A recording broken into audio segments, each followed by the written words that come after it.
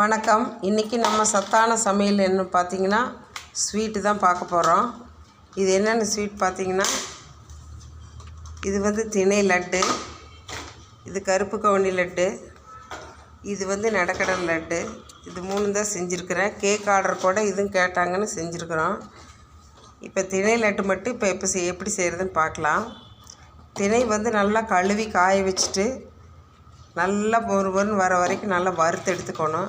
ஆற வச்சு அரைச்சி எடுத்துட்டு, கூடவே ஒரு 250 கிராம் திணைனா ஒரு 150 கிராம் நிலக்கடலை, ஒரு 50 கிராம் பொட்டுக்கடலை, அது கூடவே பாதாம் ஒரு 6, முந்திரி 6, ஏலக்காய் ஒரு 10 போட்டு எல்லாமே நல்லா வறுத்து எடுத்துட்டு மிக்சியில் பொடி பண்ணிக்கணும்.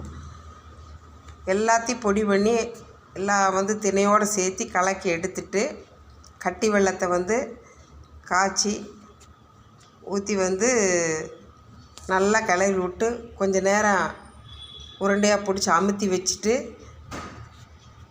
அந்த பாவில் இந்த திணை இதெல்லாம் நல்லா வெந்ததுக்கப்புறம் லேசாக மேலே நெய் ஊற்றி உருண்டையாக பிடிச்சிட்டோம்னா சுவையான திணை லட்டு ரெடி ஆயிடுச்சு.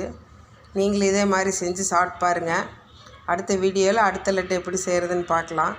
அருமை சுசி சமையல் ருசி இப்போ இதையும் லைக் பண்ணுங்கள், ஷேர் பண்ணுங்கள், கமெண்ட் பண்ணுங்கள், சப்ஸ்கிரைப் பண்ணுங்கள். நன்றி, வணக்கம். உங்கள் சுசீலா ராமமூர்த்தி.